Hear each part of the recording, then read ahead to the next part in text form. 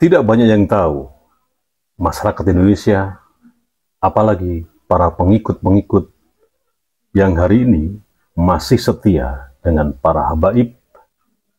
Dalam hal ini adalah oknum habaib yang dari Ba'alawi yang mengklaim punya nasab Nabi, bahwa negara Yaman dulu pernah menjadi negara komunis. Berikut pembahasannya. Link ada di deskripsi di bawah. Bagi masyarakat Indonesia pada umumnya, baik muslim maupun bukan, Yaman dengan nama resminya adalah Republik Yaman atau Al-Jumhuriyah Al-Yamaniyah yang terletak di Asia Barat dan semenanjung Arabia. Ini dikenal sebagai negara para habib atau sayyid, dan leluhurnya sebagian komunitas Arab Muslim di Indonesia. Banyak umat Islam di Indonesia, bahkan yang mengeluh-elukan komunitas Sadah atau kaum habib dan sayyid. Ini karena dianggap sebagai keturunan Nabi Muhammad Shallallahu Alaihi Wasallam. Meskipun tentu saja banyak yang baik, para habib yang ada di Indonesia ini, yang toleransi, bahkan nasionalismenya bisa dipertanggungjawabkan, seperti yang terhormat Habib Lutfi bin Yahya. Nah, sebagian yang lain dari mereka ini sering membuat keonaran di Indonesia dengan menebarkan intoleransi, fitnah, kedengkian, permusuhan dan kekerasan dengan sesama umat manusia, seperti yang dilakukan oleh ini orangnya, Rizik Syihab, Hussein Al-Habsyi, Zain Al-Kab, dan baru-baru ini bocil yang bernama Bahar Smith. Di Yaman sendiri, kelompok Sayyid ini sebenarnya sangat minor, terbatas, dan sama sekali tidak memiliki pengaruh politik dan ekonomi di negaranya. Pamor keagamannya mereka ya cuman terbatas, dan di beberapa tempat sebagian besar terkonsentrasi di kota Tarim, Hadramaut, Yaman Selatan, yang dikenal sebagai kota Sadah. Di Tarim ini ada para mahasiswa dan santri Indonesia yang belajar di sana, yang mondok lah ya tentang aneka ragam studi Islam. Yaman Selatan itu memperoleh kemerdekaan dari Inggris kurang lebih tahun 1967. 2 tahun kemudian 1969, kaum komunis di bawah payung People Democratic Union mengontrol dan mengimplementasikan komunis sebagai ideologi negara di zaman ini. Sebagai negara komunis, Yaman Selatan itu dulu menjalin aliansi dengan Uni Soviet, kemudian Republik Rakyat Cina, Kuba, dan Jerman Timur. Partai Komunis Yaman secara resmi berdiri sekitar tahun 1961. Pendirinya adalah Abdallah bin Abdullah Al-Razak Ba'dib, yang merupakan salah satu pentolan komunis Arab Timur. Kelak ketika ia wafat sekitar tahun 1976, tonggak partai ini dikendalikan oleh saudaranya, Ali Ba'dib, dan kemudian Abu Bakar Ba'dib.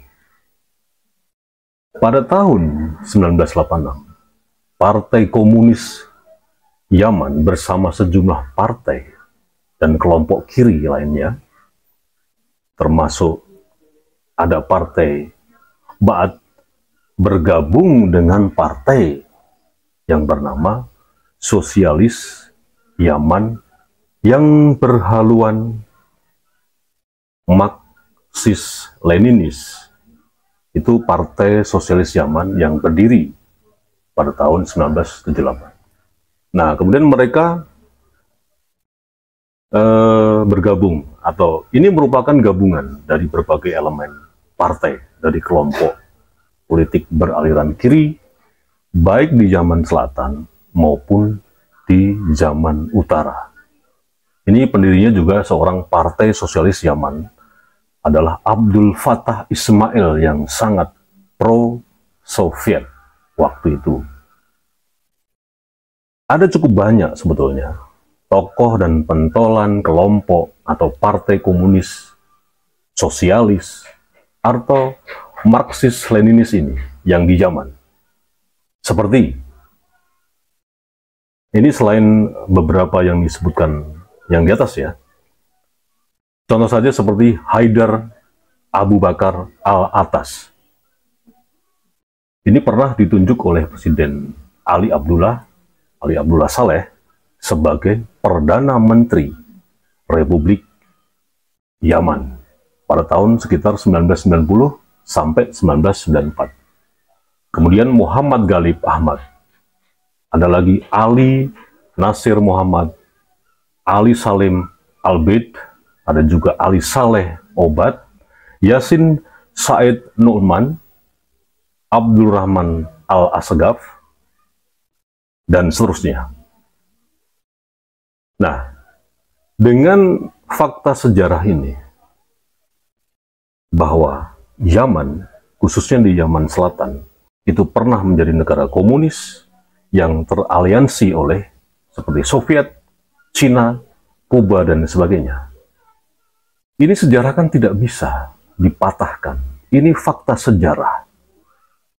Nah, dengan belajar seperti ini, pengetahuan, dalam tanda petik, yang sering dikomentari oleh para netizen, bahwa konten kreator yang tidak mempunyai bekal ilmu agama, itu betul.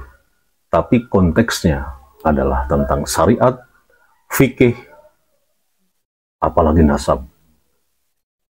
Tidak semuanya memang, apalagi konten kreator yang mempunyai ilmu yang oleh netizen dianggap sebagai tabu kalau mengulas tentang habaib. Tapi jangan salah. Ini jangan salah. Tolong diperbaiki mindsetnya. Tapi ingat, tidak semua konten kreator juga goblok. Sangat mudah kok mengumpulkan data di berbagai media sosial. Ini masalahnya terbatas hanya masalah tidak punya pengetahuan atau referensi atau wawasan. Ini masalahnya orang awam. Kadang-kadang juga, bukan kadang-kadang lagi, dipastikan takut untuk mengkritisi seorang tokoh. Ini khususnya untuk tokoh agama ya, yang diklaim sebagai tokoh agama atau ulama ya. Ini tidak semuanya orang awam mau. Ini soal keberanian gitu loh, mental. Ini yang kadang-kadang masyarakat Indonesia, karena memang dari kecil tidak diberikan mental untuk kritis, mental berani, dan diberikan pemahaman tentang bagaimana berpikir secara terstruktur itu, akhirnya seperti ini, takut.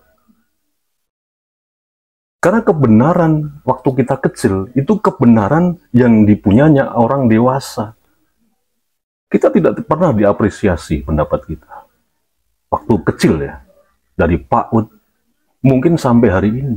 Sampai mungkin umur 50, bahkan sampai umur 70.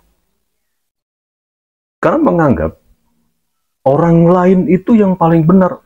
Misalkan ketika kita berpendapat kepada seseorang, katakanlah orang itu seorang yang punya titel akademis lah. Kita tidak berani untuk mengcounter pendapatnya. Bahkan saya juga heran, banyak mahasiswa yang punya potensi berpikir secara baik dalam konteks NKRI ini ya. Tapi kenapa mereka kejebak ke dalam hal yang beku? Karena memang dikerdilkan. Ini soal nyali gitu loh. Dan alasan yang paling mendasar adalah dalam konteks mengkritik seorang ulama yang kita anggap aja ini garis kiri, yang selalu membuat onar, membuat gaduh. Itu karena kita takut dipersekusi, dan memang secara fakta itu jelas rekam jejaknya. Organisasi FPI yang sudah dibubarkan, berapa orang yang jadi korban persekusi. Ini fakta. Dan peran dari para penegak hukum seperti apa? Ini bahaya loh ini loh. Tapi ya itulah Indonesia. Jadi kita harus punya nyali, tapi terukur. Makanya setiap kali membuat konten, apapun tuh temanya, kasihlah referensi, kasihlah data-data yang dari narasumber, bisa juga video dari tokoh-tokoh yang memang terkait apa yang mau kita bahas. Jadi jangan takut dikatakan, wah tidak punya ilmu, tidak punya pengetahuan. Nggak mungkin orang Indonesia itu nggak punya ilmu dan pengetahuan. Cuman mungkin cara berpikirnya aja kadang-kadang keliru. Dan itu tadi, tidak punya nyali gitu loh. Apalagi orang-orang yang dari zaman imigran itu, oknum habaib, itu kan mereka pendatang. Nah, kita ini tuan rumahnya gitu loh. Kenapa kita dibonsai, dikerdilkan, dimandulkan? Ini kan luar biasa pembodohan selama ini. Udah tidak usah bergeming, karena pendapat kita yang memang berdasarkan, atau argumen kita itu berdasarkan data-data jejak digital yang ada. Itu fakta, tidak bisa dipungkiri.